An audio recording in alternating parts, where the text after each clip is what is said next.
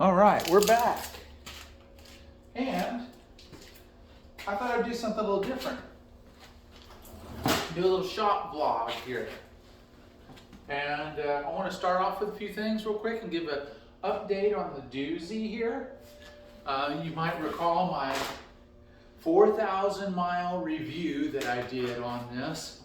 And I said that I was having a problem with the petcock over here because it was leaking. And let me see, it's over in the cabinet.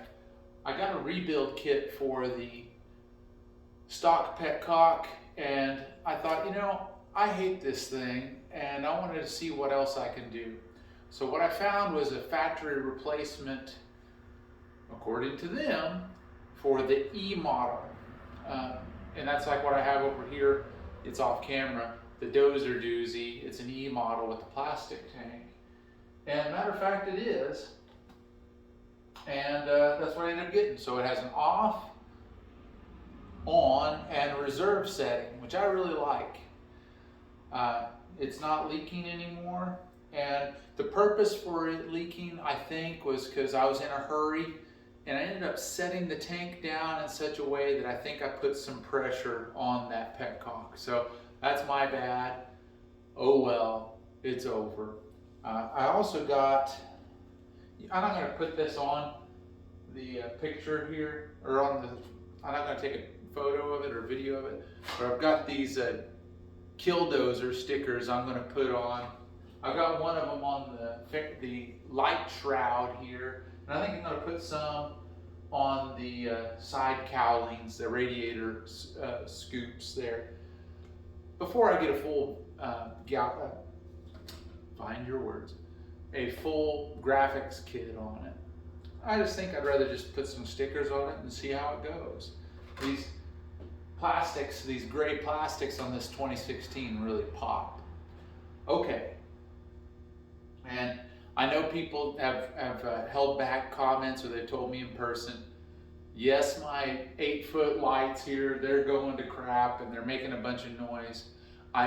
This is a shop update. Okay, so we're done with the doozy here. It's running great. Another thing here, the lights.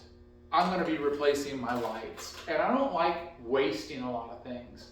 These are those 8-foot single pole tubes, and I'm looking at, they're kind of pricey, but I'm looking at using some LED 8-footers with a single pole.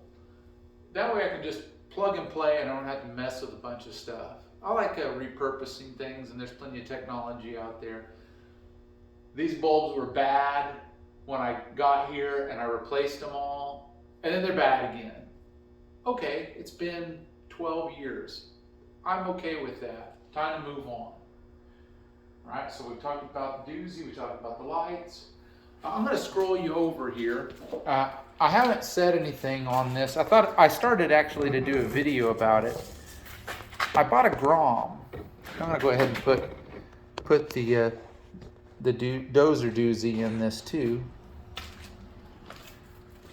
And this is kind of a bad view of it, but my garage is getting full. This thing's got a stunt cage on it. What I really like about this isn't so much the fact that it's all stunted out. I do like these rear sets on here. I think they're the same company, MKS. I'm not a stunner, but I guess I'm going to learn to be. I really don't have any ambitions of doing handbrake or anything, but in the process of learning, why not? I don't care. This does have a Brembo master cylinder for the handbrake, and an easy pull. Let's see, yeah, an RSC easy pull clutch lever, and 2 Brembo calipers. It's a stock exhaust. Let's see real quick.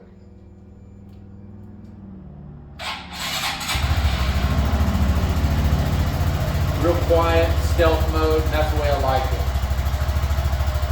And if I let this run, it would idle down and be a little quieter. It did have a busted turn signal switch. I've got a replacement for that, and I'm going to be setting that up.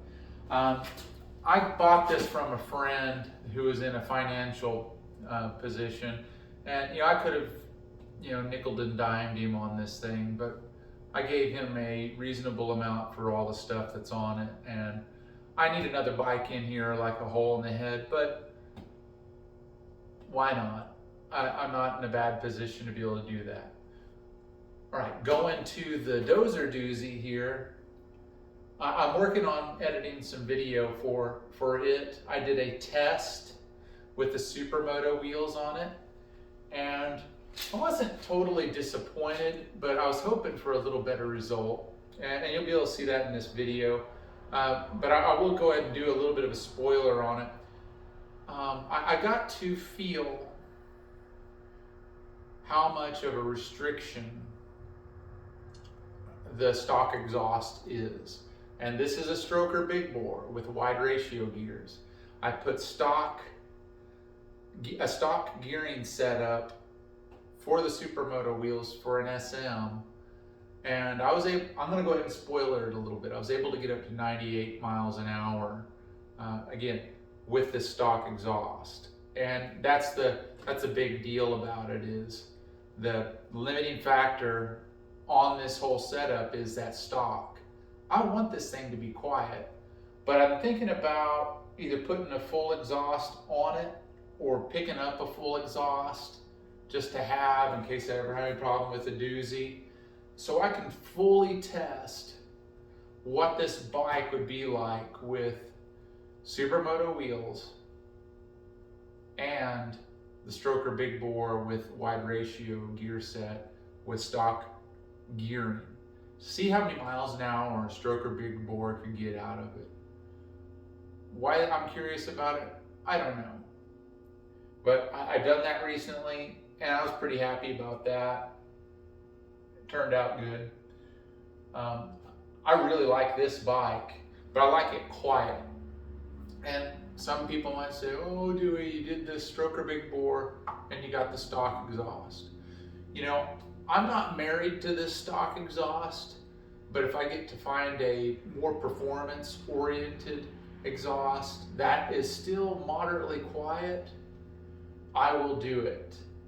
In addition to that, I did try a tip on this that removes this restriction, this small restriction on the tip of the exhaust. And that might have helped, that helped some, but still down in here, the baffle that's inside of here is restricted down small like this tip. So if it did help, it only helped a little bit, and it did make it louder. So that's where we're at with that. Here in the background, let me look here. I have my old trusty 426 or 440, my Nina 99er. This is a 99 YZ400F. That's 5 millimeters over bore. So it's a 444 displacement roughly. I've been doing some tuning on it, and I don't know if I'm going to publish a lot of that, but there's just something that I need to fine tune in the idling that I want to make sure to get right on this.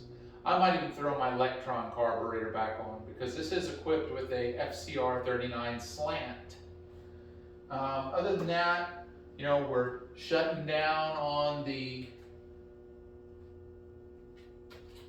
track season. I might have one more track day in me if the weather is just right. I had a really good track season with the, sorry again, I'm just leaving it the same chaos that I'm living in right now when I do these videos. But the Tire Slayer performed great, and my DRZ470, and it doesn't really have a fanciful name right now. Oh well. It's just a workhorse for me. It's always just performed for me. So these things did really good this year. and I'm going to look forward to get them serviced. I'm going to be servicing them shortly to put them away happy. I'm going to switch out the tires on it. So it does get cold in my garage, so I like to put some inferior rubber on them so I can keep what's good on them fresh for the coming season. Other than that, I'm just really getting excited about riding off-road. I've got the YZ250 over here. It's so much bike for me and my experience, but it's ready to go. I got the BRAD, what is that? What does he call that? The freight train package on it. It's got the Apex cylinder head, funnel web, air filter, a Boysen rad valve, and Electron carburetor on there. And I have currently, because I want it to be tamed down for woods and stuff, I have the XC dome in it, and the thing starts, runs, idles, and still tries to kill me. I do have a heavier GYTR flywheel on this too, to give it a little bit more grunt, as if it really needs it. But it kind of changes its tune from being whop up on the pipe, whop, like it gives it a little bit more grunt down low. And you know, I've got the fatty pipe on it with the FMF power core exhaust, and it never gives me any trouble except for trying to kill me. Over here to the side, out of view, I've got another set. I got a set of Supermoto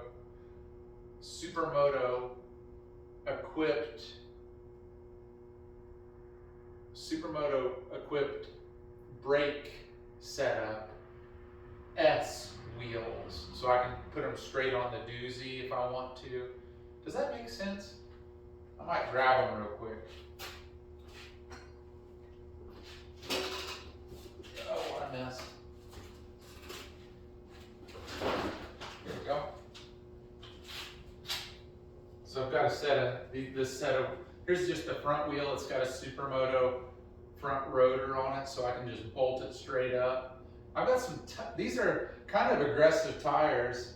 They're the Tusk Recon tires, and I haven't even used them yet. The good thing about these is I can put these straight on to the dozer doozy if I change out the rotors to be the stock size on them. The only downside to that is these wheels are not equipped with rim locks, so I'd have to watch my pressure pretty closely on my tubes.